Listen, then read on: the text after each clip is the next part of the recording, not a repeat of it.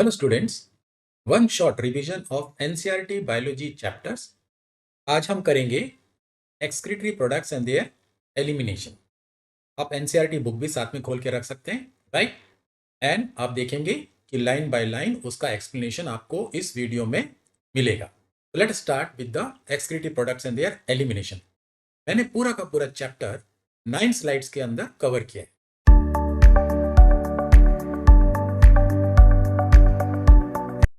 Slide 1, excretory products क्या होते हैं और mode of excretion different groups of animals में क्या क्या है।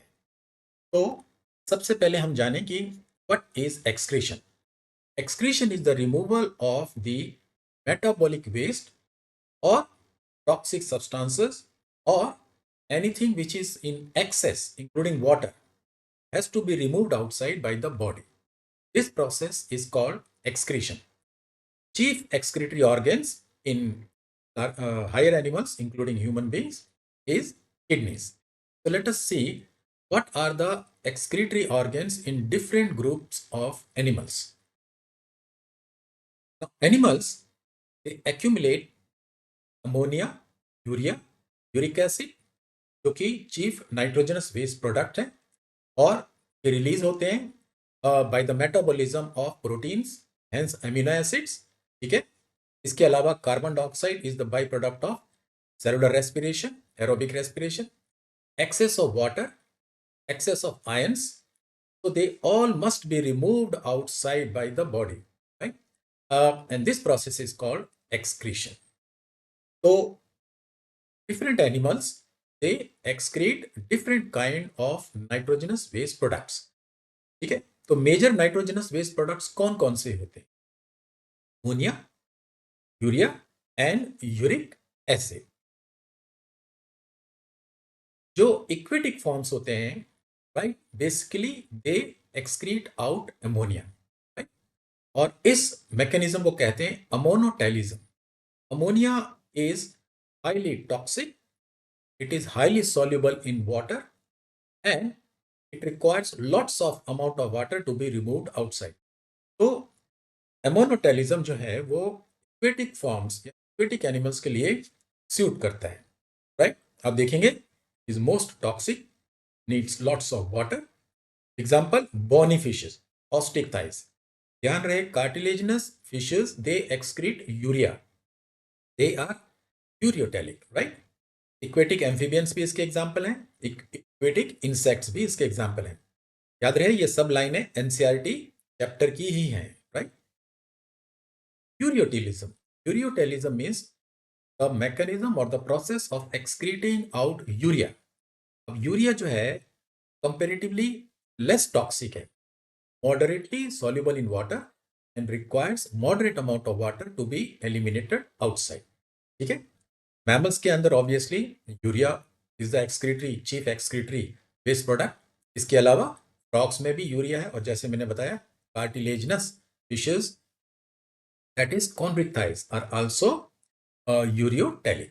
टेरेस्ट्रियल एम्फीबियंस जैसे मैंने बताया, मैराइन फिशेस में कॉन्ड्रिक्टाइज आ जाती है। Urea is the chief nitrogenous waste product. Urea बनता कहाँ है?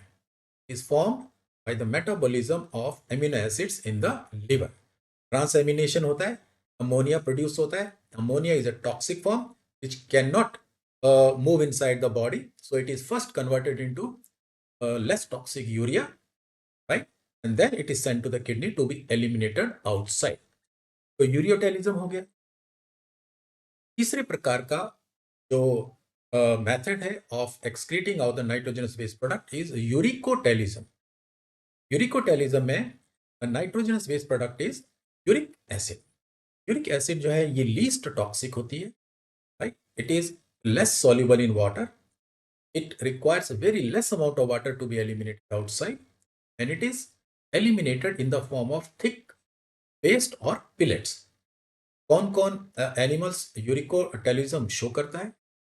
आपको पता है, इक्विट बेसिकली द टेरेस्ट्रियल और डिजर्ट एनिमल्स जैसे रेप्टाइल्स हो गए, राइट, आर्थ्रोपोड्स हो गए या फिर बर्ड्स हो गए। Birds can not carry urine and fly, so they are also go for uricotelism.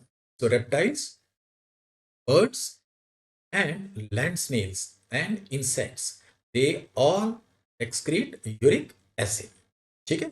So these are the different mode of excretion by different groups of animal based on their habitat and availability of water. Now let us see question based on this slide. Most toxic nitrogenous waste is, अभी आपको याद हो गया होगा, urea, uric acid, ammonia या creatinine. And the answer is the most toxic is ammonia, right? It is highly toxic form. Second question, uricotelic animals include what? Mammals, bony fishes, birds, amphibians, and the right answer is uricotelic जो है इन सब में से listed animals में birds are uricotelic, mammals ureotelic है, bony fishes जो हैं is are ammonotelic, amphibians are also, adult amphibians are also ureotelic. तीसरा क्वेश्चन देखिए, ammonia is converted to urea in which part of the body? Obviously जैसे मैंने बताया, liver, liver के अंदर एक प्रोसेस होती है जिसको बोलते हैं यूरिया साइकिल, जिससे highly toxic ammonia is converted into less toxic urea, and then it is transported via blood to the kidney to be eliminated outside. Now let us see the slide number 2. सिर्फ 9 slides के अंदर ये पूरा NCERT का chapter हम revise कर लेंगे. ठीक है? स्लाइड नंबर 2 में क्या इंफॉर्मेशन है? Platyhelminths, flatworms, rotifers, and some annelids like Amphioxus, right? And Amphioxus, जो कि प्रोटोनेफ्रिडिया में आता है, ब्रैंकियोस्टोमा आता है. इनके पास excretory structure is protonephridia, which are also called flame cells. ठीक है? They are simplified structural unit for the excretion. Earthworm में और एनिलिड्स के अंदर nephridia, right? So they have for example, earthworm have integumentary nephridia, septal nephridia, and pharyngeal nephridia. Nephridia will extract out the nitrogenous waste and throw it out of the skin. So they not only do the excretion, but they maintain the ionic balance of the body fluids also. और example देखें जो NCERT में mention है, insects को पता है, cockroaches भी आपने पढ़ा है, राइट? हम उसको डिस्कशन भी करेंगे. कॉकरोचेस या इंसेक्ट्स के अंदर माल्फिजियन ट्यूब्यूल्स होती है. अगर आपको याद है, कॉकरोचेस में मिड गट और हाइंड गट के बीच में 100 से 150, राइट, 150 तक yellow thread like structures were present which were called Malpighian tubules. ये क्या करते हैं? They extract the nitrogenous waste from the body fluid and convert it into uric acid and throw it into the hind gut to be eliminated outside. So यहाँ पर भी they do the function of both excretion as well as osmoregulation. ध्यान रहे, हमारी body के अंदर kidney के भी दो फंक्शन है, that is excretion and osmoregulation. आगे चलते हैं और एग्जाम्पल देखते हैं. Crustaceans, aquatic arthropods, prawns, lobsters, crabs, ये सब आते हैं. इनके अंदर कौन सा एक्सक्रीटरी स्ट्रक्चर है? That is antennal gland. ये बहुत इंपॉर्टेंट है और नीट में बार बार पूछा जाता है. इसको ग्रीन ग्लैंड भी कहा जाता है. आगे बढ़ते हैं वर्टिब्रेट्स में. वर्टिब्रेट्स के अंदर कंप्लेक्स ट्यूबुलर ऑर्गन्स जिनको हम किडनीज कहते हैं, right? Kidneys are present in all the vertebrate, right? Basically they are more functional in the terrestrial vertebrate. Fishes के अंदर mostly excretion takes place via the gills, right? Elimination of the ammonia. Second slide के ऊपर MCQ हम देखते हैं. Excretory structure in planaria, that is flatworm, nephridia, flame cells, Malpighian tubule या green gland. आपको पता है flame cells, and flame cells को हम है protonephridia भी कह देते हैं. Second question, Malpighian tubules are found where? Earthworm, cockroach, prawn या planaria. Right? अभी आपको याद हो गया होगा कि cockroach यानी insects के अंदर Malpighian tubules are the excretory structure and they show uricotelism. Third question, antennal glands are excretory organs of insects, crustaceans, mollusks या annelids. इंसेक्ट्स जो होते हैं ये टेरेस्ट्रियल आर्थ्रोपोड्स हैं. Aquatic arthropods are crustaceans and they are actually go for the antennal gland as the excretory structure.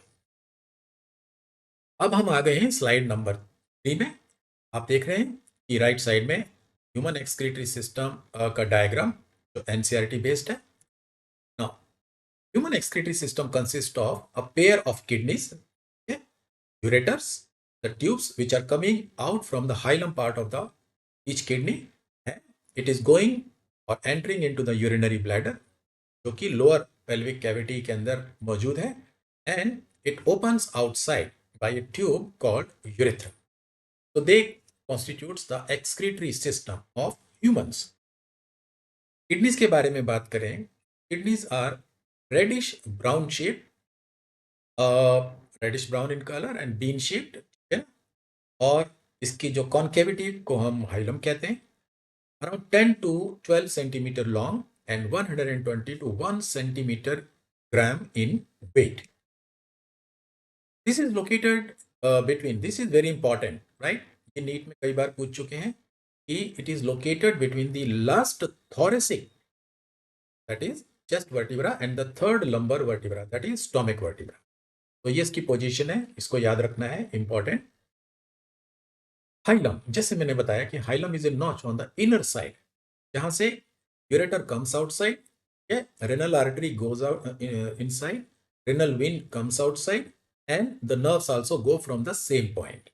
तो ureter, blood vessels, that is renal artery and renal vein, and nerves, they enter or leave through this point called hilum. ध्यान रहे, renal artery के अंदर urea ज्यादा होता है और renal vein के अंदर यूरिया कम होता है.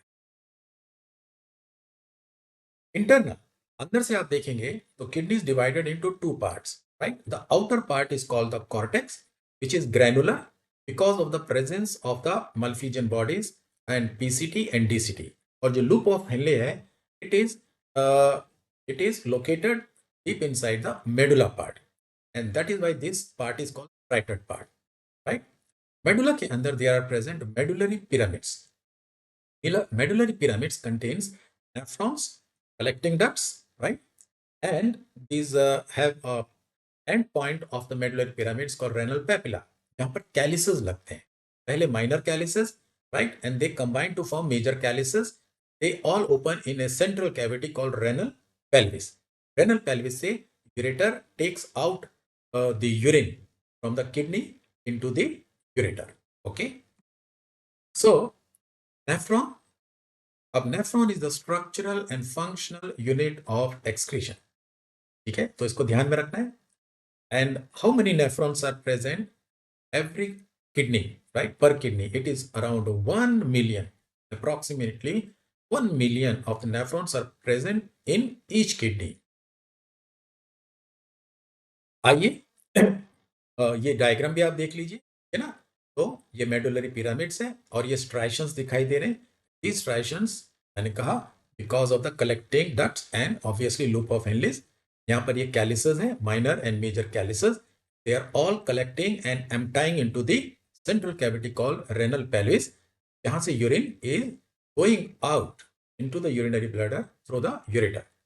Renal arteries and renal veins are also entering at or leaving at the same point, that is called hilum. बाहर वाला जो पोर्शन है इसको हम कॉर्टेक्स कहते हैं, right? And kidney is also covered by a covering called capsule, जिसमें fibrous और adipose layer भी present होती है. Now let us see a question based on the slide number 3. Structural and functional unit of kidney: neuron, nephron, alveoli या glomerulus. The right answer is nephron, या nephric tubules, या nephron. Okay. Hilum is outer layer of the kidney, notch for ureter entry, C inner medulla, D renal pelvis. तो इसका right answer क्या हुआ? Hilum is a notch for the ureter entry. तो ureter जो है यहाँ पर एंट्री करता है along with obviously blood vessels and nerves. Average weight of human kidney NCERT में मेंशन है, आपको फिगर याद रखने हैं, इंपॉर्टेंट है नीट पॉइंट ऑफ व्यू से, right. So how much is it? It is around the 100 and 20 to 170 grams each kidney. Now let's go to the slide number 4. Structure of nephron. अब nephron का structure किस चीज का बना है? इसके दो पार्ट्स हैं, एक ग्लोमेरुलस और एक रेनल ट्यूब्यूल. ग्लोमेरुलस क्या है? It's a bunch of arteriolar capillaries, right, which is present in the cup shaped cavity of Bowman capsule. Renal tubule में कौन कौन आते हैं? Bowman capsule and PCT, DCT and loop of Henle, right? So these two parts are the constituents of a nephron. Now पहले हम बात करते हैं ग्लोमेरुलस की. तो glomerulus is a tuft of capillary formed by afferent artery. Afferent arteriole cup shaped cavity of the Bowman capsule में enter करता है and it branches into the afferent arteriolar capillaries, right, which is called the glomerulus. Then it reunite to form the efferent arteriole. याद रहे, diameter of the afferent arteriole bigger than the diameter of the efferent arteriole.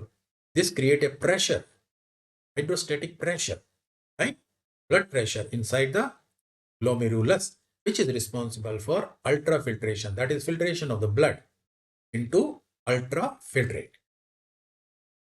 So it is enclosed by Bowman's capsule. So glomerulus plus Bowman capsule को हम renal corpuscle या Malpighian body भी कह देते हैं. ये देखिए, दूसरा पार्ट है रेनल ट्यूब्यूल. तो पहला पार्ट हो गया ग्लोमेरुलस और दूसरा पार्ट हो गया रेनल ट्यूब्यूल. रेनल ट्यूब्यूल में क्या क्या आते हैं? Bowman capsule, which leads to proximal convoluted tubule, and then Henle's loop या loop of Henle, इसमें ascendingly U2 and descendingly होती है. Then distal convoluted tubule, right, and then collecting ducts. Proximal convoluted and distal convoluted are convoluted to increase the surface area of the absorption or secretion, right, so that it maintains the osmoregulation of the blood and body fluid. ये हम आगे देखेंगे. Cortical nephron. अब nephron दो प्रकार की होती हैं, राइट. 80% जो नेफ्रॉन्स होती हैं वो कॉर्टिकल नेफ्रॉन कहलाती हैं. They are higher up in the cortex और उनका loop of Henle does not go deep into the medulla. ये 80% होती है and they are responsible for the normal excretion और अल्ट्राफिल्ट्रेशन. 20%, 15 से 20% के करीब जो हमारी नेफ्रॉन्स होती हैं, they are juxta medullary nephron. They are near the junction of the cortex and medulla, and their loop of Henle are very long and goes deep into the medulla, right? And they undergo counter current mechanism. इनका काम कब होता है? जब body के अंदर पानी की कमी होती है, right? So they start the counter current mechanism and conserve the water, right? Does not let the dilute urine form. It forms the less urine and concentrated urine. Conserve the water. ठीक है, तो ये एक तो हो गया cortical nephron. Loop of Henley is very short. And दूसरा हो गया juxta medullary nephron. Juxta medullary nephron is long deep in medulla. एक और चीज मैं आपको बता दूं कि जब इफरेंट आर्टेरियोल बाहर निकलती है, it forms a bunch of capillaries around the nephron, इसको बोलते हैं पेरीट्यूबुलर कैपिलरीज. जक्स्टामेडुलरी नेफ्रॉन में भाई इसके अंदर यही कैपिलरी एक deep elongated U shaped tube बनाती है विच runs along with the loop of Henley. इसको हम बोलते हैं वासा रेक्टा. आप देखते हैं ये वासा रेक्टा आपको यहां दिखाई दे रही है. ठीक है, ये देखिए peritubular capillaries. So network around tubule and vasa recta U-shaped runs parallel to Henle's loop. Vasa recta किसमें पाई जाती है? वासा रेक्टा पाई जाती है जक्स्टा मेडुलरी नेफ्रॉन में, और पेरीट्यूबुलर कैपिलरीज दोनों में पाई जाएंगी, that is cortical nephron as well as juxta medullary nephron. Vasa recta participate in counter current mechanism for the conservation of water.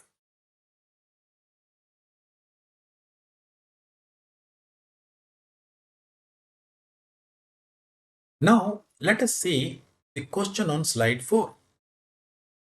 Malpighian body consists of ECT, DCT, glomerulus, Bowman capsule, inlet loop, vasa recta, collecting duct, calyx, and the right answer is Malpighian body. Right? It consists of glomerulus and Bowman's capsule. को renal corpuscle भी कहते हैं. Another name is renal corpuscle. Next question. Vasa recta is absent in juxtamedullary nephron, cortical nephron, both, none. Answer is that vasa recta is absent in cortical nephron. It is present only in the juxtamedullary nephron. It participates in countercurrent mechanism. Bowman capsule epithelial cells are called. Bowman cells के जो epithelial cells होते हैं, पहले इसको हम answer दे देते हैं, podocyte, osteocytes, chondrocytes या hepatocyte, and the answer is podocytes. Bowman capsule की जो wall होती है, एक होती है visceral layer of the Bowman capsule, एक होती है parietal layer of the Bowman capsule. जो visceral layer of Bowman capsule होती है, जैसे ये Bowman capsule है, ये वाली जो है ये visceral layer है, visceral layer of the Bowman capsule. और ये वाली जो है ये parietal layer of Bowman capsule है. मैं अभी आपको डिटेल में नहीं पढ़ा रहा हूं, मैं सिर्फ वन शॉट में एनसीईआरटी आपको एक्सप्लेन कर रहा हूं. जब मैं इंडिविजुअल टॉपिक्स पढ़ाऊंगा तब आपको डिटेल में सब चीजें मैं समझाऊंगा. ठीक है. तो ये वाली जो इनर लेयर है, this is made up of special type of cells. These cells are called the podocytes. Podocytes ऐसे होते हैं जिसमें स्यूडोपोडिया जैसे फीट होते हैं. तो they create the pores, right? They create the pores between the podocytes, right? जिनको हम slit pores कहते हैं. It's act like a sieve-like structure, help in ultrafiltration. Anyway, Bowman capsule epithelial cells are also called podocytes. Slide number 4. Urine formation, glomerular filtration. Now, तीन process होती है urine formation की. One is filtration, दूसरा reabsorption and तीसरा secretion और active secretion. Glomerular filtration, इसमें क्या होता है कि the blood which is passing through the afferent arteriole and then glomerulus है, right, and then going out from the efferent arteriole. Here in the glomerulus hydrostatic pressure is form, right. तो यहां पर ultra filtrate होती है. Ultra filtrate is nothing, it is plasma minus blood cells RBCs. ठीक है ना. बाकी लगभग पूरा प्लाज्मा जो है वो अल्ट्रा फिल्ट्रेट हो जाता है. कितना ब्लड वहां से पास करता है? 1100 से 1200 ml ऑफ ब्लड पर minute it is filtered, right. ठीक है. And filtration through 3 layers, 3 layers होती हैं जो फिल्ट्रेशन करती है. एक होती है इंडोथेलियम ऑफ द blood vessels. कौन सी blood vessels? Arteriolar blood capillaries, which are the wall of the glomeruli. Then epithelium of the Bowman capsule. ठीक है, जिसको हम podocytes कहते हैं. और दो layers के बीच में there is non-cellular basement membrane. So these three membranes they make the filtration membrane. Filtration slits, जैसे मैंने पहली स्लाइड में बताया, पोडोसाइट्स के बीच में there are pore like structures for ultra filtration, right? So everything, all plasma can pass except proteins and blood cells. Glomerular filtration rate. Now glomerular filtration rate कितना होता है? अब इसमें बताया कि 1100 से 1200 ml of the blood is filtered per minute. Filtrate कितना होता है? कितना फिल्टर होके आता है? 125 ml of the ultrafiltrate comes out or filtered from 1100 से 1200 ml of the blood per minute. अगर इसको हम कैलकुलेट करें कि एक मिनट में 125 ml अल्ट्राफिल्ट्रेट बनता है तो पूरे दिन में 24 घंटे में अराउंड 180 लीटर्स ऑफ अल्ट्राफिल्ट्रेट बनता है. लेकिन एक अडल्ट ह्यूमन बीइंग का एक दिन में यूरिन कितना बनता है? 1 लीटर से 1.5 लीटर। इसका मतलब 99% of this 180 litre is reabsorb mostly eight PCT. ठीक है, तो देखते हैं आगे। अब जक्स्टा ग्लोमेरुलर apparatus क्या होता है? Afferent arteriole, before it goes into the glomerulus, it is in direct contact with the distal convoluted tubule, and their point of contact, the cells get modified and they form a structure, right? A apparatus called juxtaglomerular apparatus, right? जिसमें juxtaglomerular cells होते हैं. These are endocrine in nature. They are sensitive, right? They are sensors. They can detect the blood pressure, right? How much pressure is there in the afferent arteriole, and अगर कम pressure होता है, it will stimulate the juxtaglomerular cells to release a hormone called renin. Renin बाद में RAS system को शुरू करता है. RAS system is a method of control of urine formation. RAS का फुल फॉर्म है रेनिन एंजियोटेंसिन एल्डोस्टेरॉन सिस्टम. ठीक है, इसके बारे में हम बाद में पढ़ेंगे. तो juxtaglomerular apparatus regulate glomerular filtration rate. Glomerular filtration rate हमारा कितना था? 125 ml per minute, right? Fall in GFR, अगर GFR नीचे गिर जाता है, इससे कम हो जाता है, right? इसका मतलब ब्लड प्रेशर कम है, इसका मतलब वाटर कम है. तो क्या होगा कि juxtaglomerular cells will be activated and they produce a hormone called renin. Now let us perform questions based on this slide. GFR in healthy individual कितना होता है? 80 ml per minute, 125 ml per minute, 200 ml per minute या 50 ml per minute, and the right answer is 125 ml per minute. How much filtrate is formed per day? 1.5 liter, 18 liter, 180 liter या 1800 liter, and the right answer is 180 liter of the ultrafiltrate is formed. मैंने आपको बताया इसमें से 99% is reabsorb, और final urine कितना बनता है? 1 से 1.5 लीटर तक. juxtaglomerular apparatus रिलीजेस, क्या रिलीज करता है? एडीएच, रेनिन, एल्डोस्टेरॉन या एनएफ. आपने अभी देखा, it releases rennin.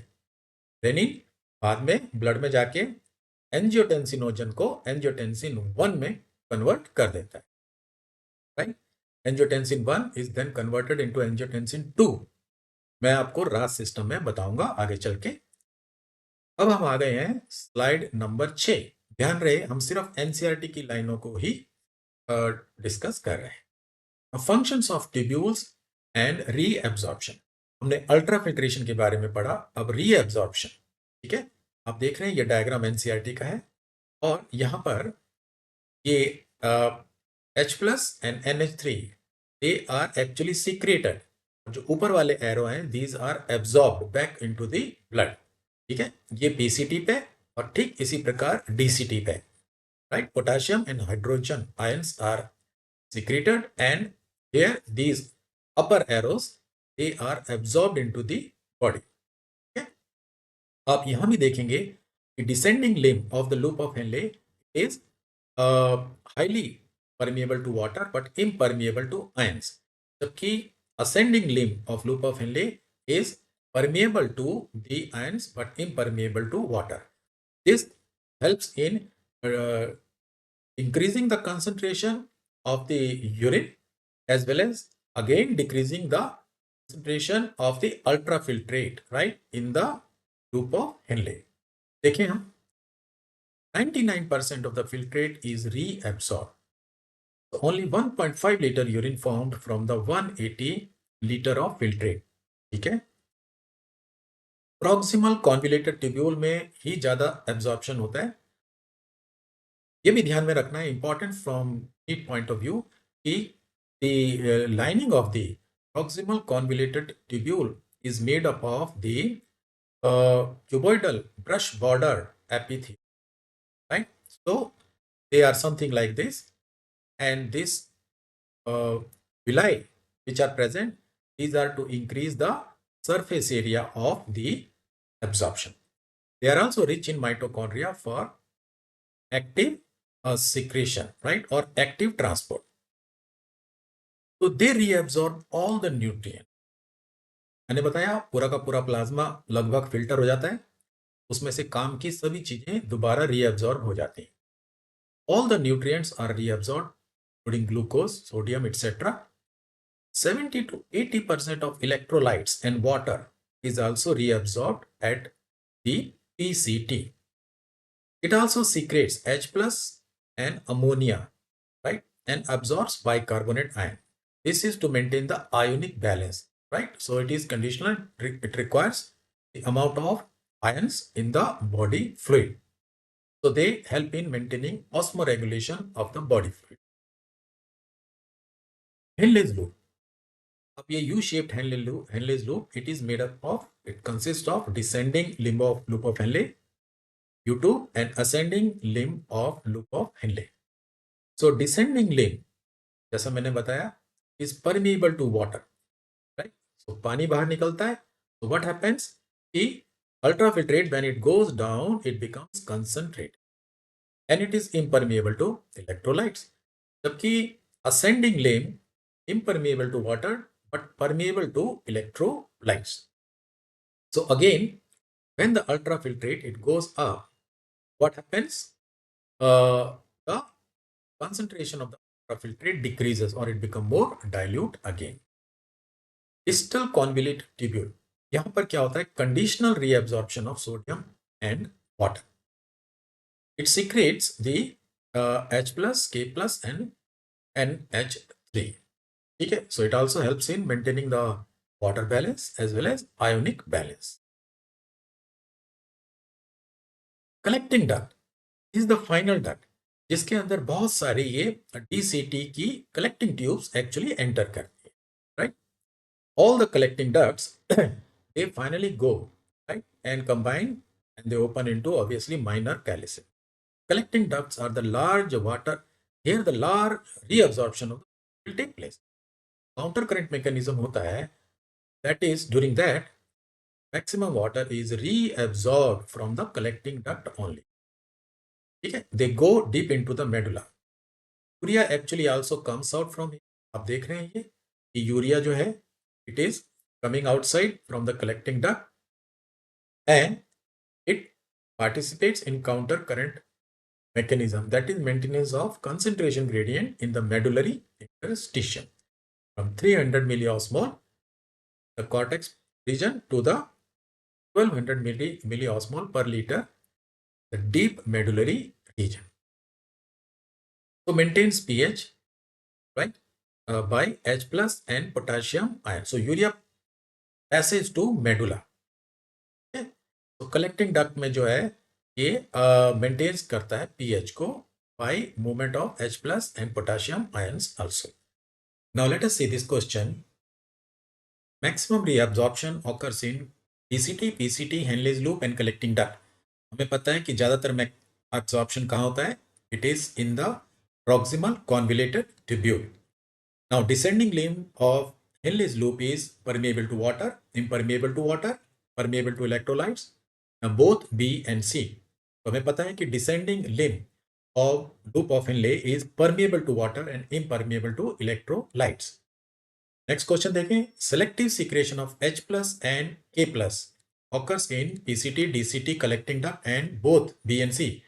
And the answer is that collective secretion takes place at the DCT. Now, let us see slide number 7. That is counter current mechanism and urine formation. आप यहाँ पर देख रहे हैं ये लूप ऑफ हेनले है और यहाँ पर ये वासा रेक्टा है.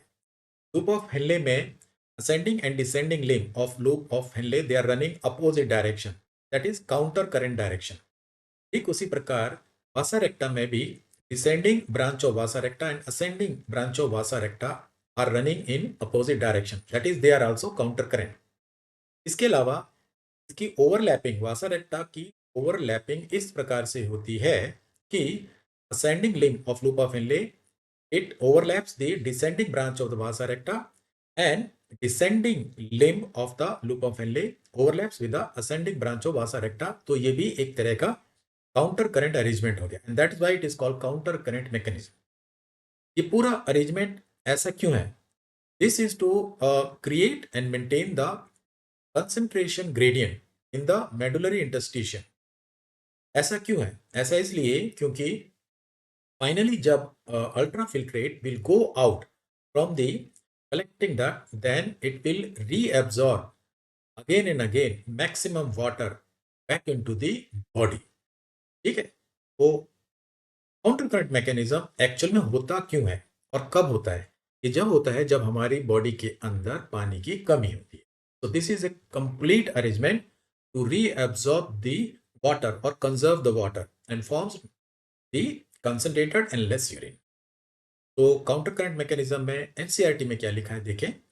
Mammals can produce concentrated urine due to Henle's loop and vasa recta, that is, आपको पता है, that is juxta medullary nephron, जो 15 से 20% होती है। Counter current flow in Henle's loop limbs and vasa recta, they are in opposite direction, and this arrangement is called counter current arrangement। osmolarity gradient, right? ये पूरा arrangement concentration gradient maintain करता है, osmolarity gradient in the medullary interstitium. आप देख रहे हैं cortex side में 300 मिली osmole per litre से लेके डीप मेडुला में, इनसाइड द मेडुला और inner side of the medulla 1200 milli osmole per litre. तो जो रेड कलर है ये कंसंट्रेटेड मेडुलरी इंटरस्टिशियम, और जो ब्लू कलर है ये कंसंट्रेटेड है, और जो पर रेड कलर है ये डाइल्यूट मेडुलरी। ठीक है, तो जैसे जैसे अल्ट्राफिल्ट्रेट नीचे जाता है, it faces more and more concentrated medullary interstitium, so more and more water will go outside। Now gradient caused by sodium chloride and urea, so what are the chemicals mainly responsible for maintaining concentration gradient? These are sodium chloride and urea। Sodium chloride comes out from the ascending limb of the uh, loop of Henle, and then it enters into the descending branch of vasa recta, and then again comes out from the ascending branch of vasa recta। Urea on the other hand, ये क्या करता है? It comes out from the collecting duct and then enters into the ascending branch of the vasa recta and then make a circuit and then again come out। तो ऐसे ये घूमते रहते हैं and they maintain the concentration, medullary interstitial concentration gradient। इससे क्या होता है? It helps easy water passage from collecting duct, right, and concentrated urine, which is 4 times than the ultrafiltrate is formed। So this is called counter current mechanism। Now let us see the question based on this slide, that is counter current mechanism is between ECT and DCT, Henle's loop and vasa recta, glomerulus and Bowman capsule, afferent and efferent arteriole, and the right answer is counter current mechanism is between Henle's loop and vasa recta। Osmolarity in inner medulla is 300 milliosmol per liter, 600 milliosmol per liter, 1200 milliosmol per liter या 1500 milliosmol per liter, and the right answer is inner medulla में osmolarity is 1200 milliosmol per liter। Third, human kidney can concentrate urine by times, 4 times, 6 times or 10 times, and the answer is 4 times then the ultrafiltrate। Now let's go to the second last slide of today's video। ADH, anti diuretic hormone, इसको vasopressin भी कहा जाता है, ये neurohypophysis यानी parse nervosa यानी posterior lobe of the pituitary से release होती है। कब? अगेन जब बॉडी के अंदर पानी की कमी हो, तो release when the body fluid is lost. और ये क्या करता है? नंबर वन, ये is a vasoconstrictor. Vasopressin is a vasoconstrictor. ये क्या करता है? It decreases the diameter of the blood vessels, hence increases the glomerular filtration rate। है ना? Okay, and ADH, anti diuretic hormone, यानी ये डायूरेसिस को कम करता है, prevents the diuresis। Diuresis means excessive urination। How? It increases the permeability of the DCT and the collecting duct for the water, so the water can be reabsorbed। Next is renin angiotensin mechanism मैंने बताया था, when the glomerular filtration rate will fall down, what will happen? That renin will be produced from the juxtaglomerular cells of the juxtaglomerular apparatus. They will convert the angiotensinogen into angiotensin 1, and then angiotensin 1 will be converted into angiotensin 1 by angiotensin converting factor produced by the lungs. Angiotensin 2 जो है, इसके दो काम है। क्या? एक तो it's a vasoconstrictor, ठीक है, और दूसरा it will stimulate the adrenal cortex to produce aldosterone, the salt retaining hormone. And what aldosterone will do? It will increase the permeability of the sodium. Sodium will be reabsorbed from the DCT followed by the water, and potassium will be excreted up. ठीक है, और जैसे ही पानी body fluid के अंदर दोबारा आएगा, then what will happen? The blood pressure will increase and the glomerular filtration rate will increase. ADH और RAS सिस्टम दोनों GFR को बढ़ाते हैं, ठीक है. So angiotensin 2 is a vasoconstrictor, जैसे मैंने बताया, increasing the blood pressure and GFR. Stimulate adrenal cortex to produce aldosterone. Aldosterone increases sodium, right, and hence followed by water reabsorption from the distal tubule, right. इन सबको counter करने के लिए antagonistic to this is ANF, that is atrial natriuretic factor. जब पानी blood के अंदर ज्यादा आ जाएगा, उसका ब्लड प्रेशर बढ़ जाएगा, and when this blood will go to the atria, right, that is the right atria, it will sense it, ठीक है, वो इसको सेंस कर लेगा and it will produce factor call ANF. ANF जो है वो काउंटर काम करता है to the RAS system.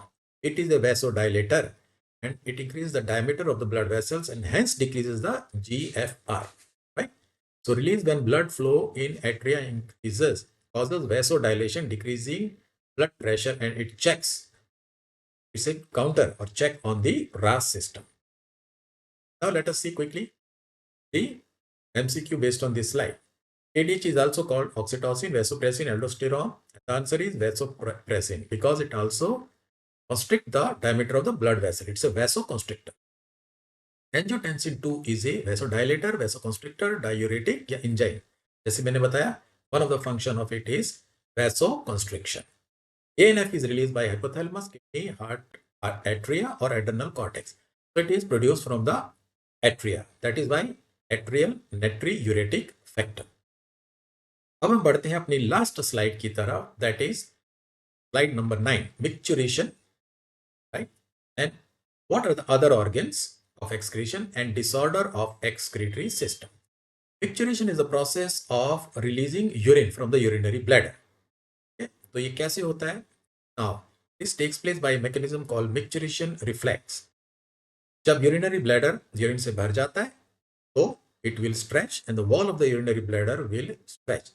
It will send impulse to the CNS and CNS will send signals, right, for emptying of the urinary bladder, having urge for urination, right. And then what will happen? Detrusor muscles will be contracted when we release urine, and this will squeeze out the urine out of the urinary bladder through urethra. Okay. External intercostal muscles we can voluntarily hold for some time, but internal intercostal muscles, they get relaxed during this micturition. तो normal urine कितना बनता है? 1 से 1.5 litre. ये light yellow colour, pH 6 होता है, and 25 to 30 gram of urea per day is excreted. Glycosuria and ketonuria का मतलब अगर शुगर और कीटोन बॉडीज यूरिन के अंदर प्रेजेंट है, then this is the indication of diabetes mellitus. Other organs of excretion, lungs, जैसे मैंने बताया, कार्बन डाइऑक्साइड को रिलीज करता है और water is also lost by out breathing. Liver, liver bile juice बनाता है और बाइल जूस के अंदर बाइल पिगमेंट्स और कोलेस्ट्रॉल, राइट, स्टीरोल्स और सम फैट सोल्यूबल विटामिन्स होते हैं, they can be release. Skin से sweat, right, with the sodium chloride and urea and lactic acid. Sebum is also responsible for excretion of little amount of the steroids etcetera. हमारे saliva में भी थोड़ा urea excrete out होता है। Uremia, it's a disease where there is accumulation of the urea in the blood because of kidney failure. इसके लिए patient को haemodialysis के लिए लिया जाता है और वहां पर उसका ब्लड बाहर निकाल के, right, I mean it is taken outside and then एक हीमोडायलिजर के थ्रू उसको पास किया जाता है through out cell tube called cellophane tube, जिसमें स्मॉल पोर्स होते हैं, राइट। एक डाइलासेट होता है जिसका कंपोजिशन प्लाज्मा के बराबर होता है, एक्सेप्ट कि उसमें यूरिया एब्सेंट होता है। तो urea will come out of the cellophane tubes and then urea free blood is returned back into the vein of the patient. तो पीरियडिकली उसको हॉस्पिटल में विजिट करना पड़ता है और hemodialysis to clean up the blood. Disorders of excretory system, renal calculi, these are the stones of oxalates, तो kidney stones भी कहते हैं। Glomerulonephritis, inflammation because of maybe injury, right? Inflammation or other reason, inflammation of the nephron. Now let us do the question on this slide. Average urine output per day, how much? 0.5, 1.1 to 1.5, 3 to 4 or 5. Answer is 1 to 1.5 liter of the urine is formed per day per adult human being. Uremia is urea in urine, urea in blood, in urine or glucose in blood. The answer मैंने बताया कि excess of urea in the blood because of the failure of the kidney excreted out. Third, presence of glucose in urine, इसको हम क्या बोलते हैं? And we call it glycosuria, which is indicative of diabetes mellitus. Okay? तो आज के video में आपको क्या समझ में आया, राइट? और इस तरह के वीडियो आपको और चाहिए, आप कमेंट में जरूर लिखें। Don't forget to share and like. NCERT biology के सभी चैप्टर के मैं one shot videos coming days में आपको मिल जाएंगे। Thank you.